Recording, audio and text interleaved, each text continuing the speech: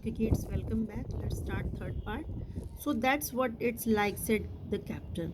तो कैप्टन जो वो बच गया था कैसे भी एयर बैग के थ्रू, वो कहता है अच्छा ये वही है जैसे ये दिखाई देती है, मीन्स कि जैसा हमने सोचा था कि ऐसी कोई प्लैनेट है, अच्छा तो ये ऐसे दिखती है, ये वो अपने मन में कह रहा है.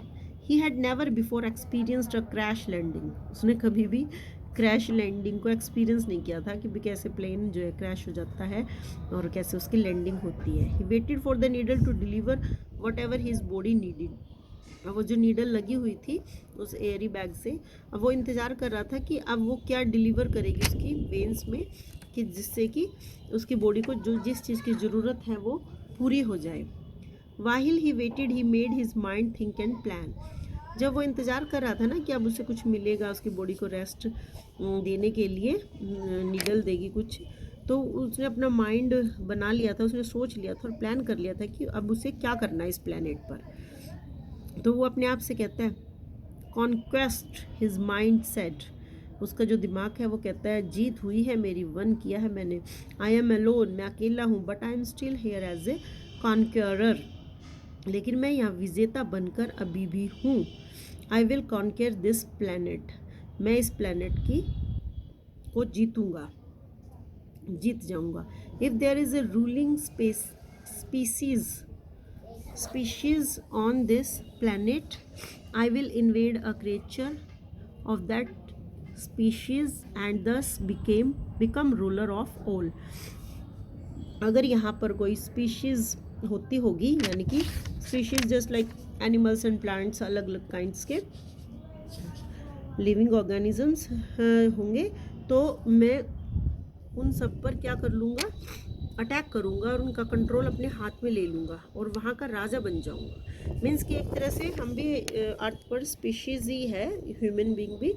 वो कह रहा था भी यहाँ पे जो भी लोग रहते होंगे, जिस भी तरह की दुनिया होगी यहाँ पर, मैं उनके ऊपर अटैक करूँगा और उन्हें अपने कंट्रोल में लेकर उनका राजा बन जाऊँगा. ऐसा वो सोच रहा था मन में.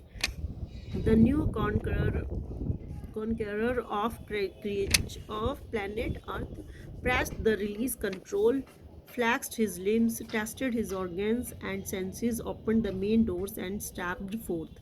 तो वो अपने मन में सोच ही रहा था. तो इस जो नए प्लैनेट, जो अर्थ वाला प्लैनेट है, इसका जो नया विजेता है, उसने प्लैनेट अर्थ को प्रेस किया, द रिलीज कंट्रोल, ठीक है, मतलब कि जो जिससे वो बंधा हुआ था किसी चीज़ से, वो उससे आज़ाद हो गया.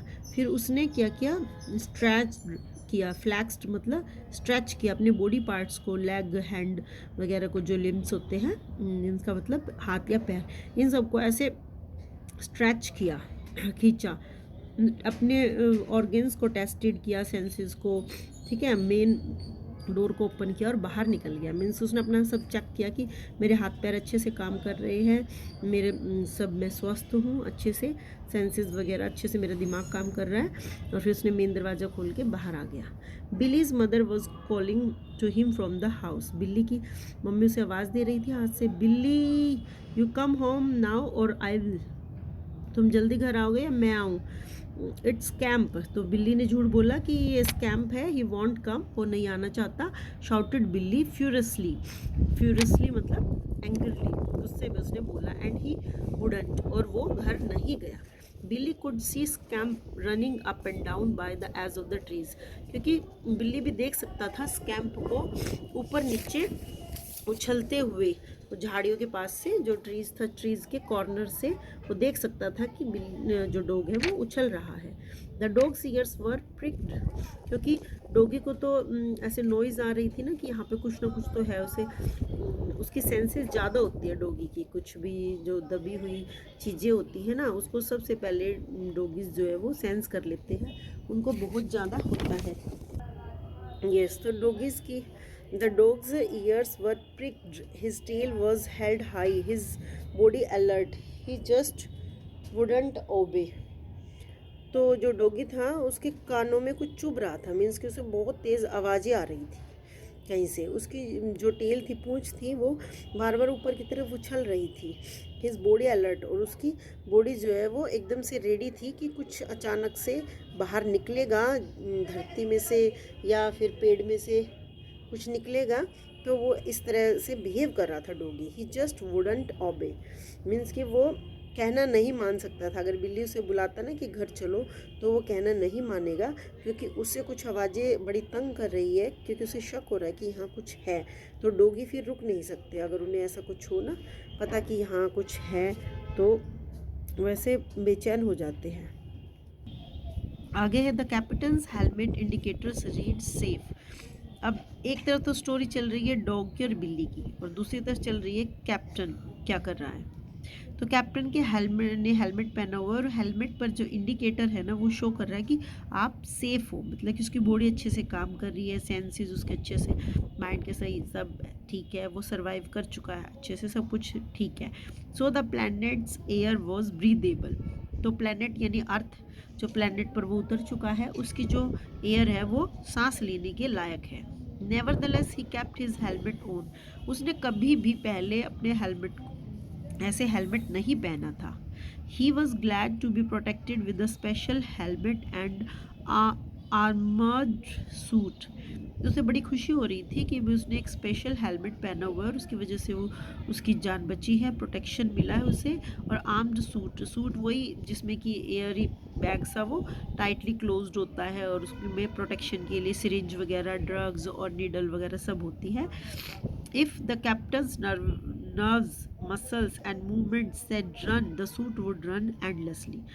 अगर कैप्टन की नर्व्स और मसल्स मूवमेंट बोलते ना कि भागो, तो सूट जो है वो भागने लगेगा एंडलेसली, बिना रुके। If the captains body said climb, अगर उसकी बॉडी कहे कि क्लाइंब करो, ऊपर की तरफ चढ़ो, तो suit would keep climbing for him.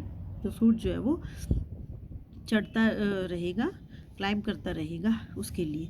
Now was the time the captain realise to climb. अब कैप्टन को ही रियलाइज़ हो रहा था कि उसे क्लाइंब करना चाहिए, चढ़ना चाहिए। A vast green trunk sprang from the soil very near him. तो एक गहरी सी ग्रीन कलर की ट्रंक तो आपको पता ही है, जो ये ट्रीज़ होते हैं उनका वो जो सेंटर वाला पार्ट होता है उसको बोलते हैं ट्रंक। वो sprang from the soil very near him, उनके पास ही जो मिट्टी में था, मिट्टी से अटैच ट्रंक था। It was right size and shape and it had projections. Projection क्या होते हैं कि थोड़ा थोड़ा बाहर निकला हुआ हिस्सा, जिस पर पैर रख कर आप ऊपर की तरफ क्लाइंब कर सकते हो। ठीक है, मीन्स कि आपको कुछ समझ आ रहा है इसमें क्या कह रहा है। इसमें क्या है कि एक पेड़ लगा हुआ है, बहुत भारी पेड़ है वो, उसका जो सेंटर पार्ट है जिसको कि हम ट्रंक कहते हैं, वो काफ़ी बड़ा है, गहरा है, भारी है।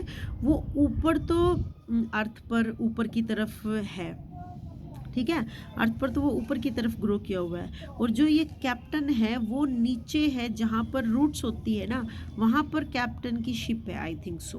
तभी उसे ये लग रहा है कि यहाँ से ऐसे क्लाइंब कर करके वो ऊपर चढ़ जाएगा, मतलब कि गड्ढे में गिरा है उसका शिप, कैप्टन का जो वो प्लेन है, शिप टाइप, क्योंकि वो दूसरे प्लेनेट से आया है, इसीलिए हम उसे प्लेन नहीं बोल रहे, उसे शिप बोल रहे हैं, दूसरे प्लेनेट की बात है। तो वो जस्ट लाइक कि उस नीचे रूट से चढ़ चढ़ कर ऊपर तक आएगा वो, ऐसा मुझे लग रहा है। Let's see. फिर आइडल फॉर क्लाइंबिंग, वो प्रोजेक्शन जो होती है जिन पर पैर रख रख कर आप ऊपर की तरफ चढ़ सकते हो, वो क्लाइंबिंग के लिए बढ़िया था। He clasped his limbs and his trunk.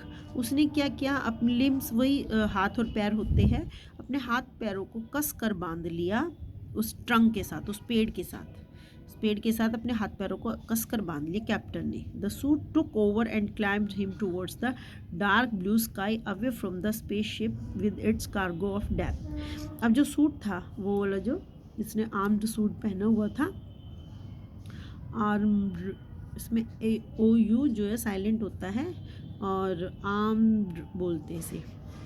जो उसका ये सूट था वो उसे ले गया ऊपर की तरफ चढ़ाते हुए, गहरे नीले रंग के आसमान की तरफ, और अवे फ्रॉम द स्पेसशिप, जो स्पेस से वो शिप आई थी उससे दूर, with its cargo of death. Cargo क्या होती है कि जो ये होते हैं ना प्लेन वगैरह, शिप वगैरह, तो उसमें गुड्स को कैरिड करने के लिए, goods carried by a plane, जो ये मालगाड़ी वगैरह होती है ना, तो इस तरह से ही प्लेन में भी गुड्स कैरी करने का एक अलग ही वो होता है, बॉक्सा होता है, ठीक है। तो मतलब मीन्स कहने का ये है कि स्पेसशिप से तो देखो वो क्रैश हो गई थी, उसकी डेथ हो सकती थी, लेकिन अब वो ऊपर की तरफ जा रहा है जीने के लिए, क्योंकि अब वो सेफ है, तो उसे क्लाइंब करके ऊपर की तरफ आना है ताकि वो स्पेसशिप से दूर जा सके, क्योंकि उसकी वजह से तो वो मरने ही वाला था, वो क्रैश कर चुकी थी। Scamp's black nostril could smell this new strange. अब जो डॉगी है उसकी काली जो नोजिद है वो ये खुशबू ले सकती थी, स्मेल ले सकती थी, ये जो नई स्मेल है, स्ट्रेंच मतलब स्मेल, बदबू, उसको सूंघ सकता था वो। देयर ओवर देयर, वहाँ पर वो बहुत देर तक उसे स्मेल कर सकता था। He gave a stifled yelp of ecstasy. Ecstasy क्या होता है कि आप खुशी के मारे, बहुत खुशी के मारे जो है चिल्लाते हो, तो उसने खुशी के मारे ऐसी तेज चीख की आवाज़ दी। किसने बोला? स्कैम्प डॉगी ने, क्योंकि उसने पा लिया था कि यहाँ कुछ है सच में, जो उसे डाउट हो रहा था ना, अभी तो पॉसिबिलिटीज़ थी लेकिन अब उसे पक्का हो गया कि यहाँ कुछ है। एंड बाउंडेड टूवर्ड्स इट, और उसकी तरफ झपटा वो। बिल्ली shouted one last time before he headed home. तो लास्ट जब बिल्ली भी अपने घर की तरफ जाने वाला था, तो लास्ट टाइम उसने उसे आवाज़ दी, Scamp Scamp Scamp, did not hear, लेकिन उसने कुछ नहीं सुना। Only tracking down the smell matter, लेकिन जो स्कैम था डॉगी, उसके लिए सिर्फ स्मेल, जो बदबू आ रही थी, स्मेल आ रही थी, वो उसको ट्रैक करना चाहता था कि वो कहाँ से आ रही है, किस में से आ रही है, उसके लिए यही चीज़ मैटर कर रही थी बस फिलहाल। The captain could climb on no higher, captain भी ज़्यादा ऊंचा नहीं चढ़ पा रहा था। The green column that spotted him was bending and swaying under his weight. चलिए ये फिर काफ़ी लंबी हो जाएगी वीडियो, नेक्स्ट पार्ट में देखते हैं। Okay bye bye.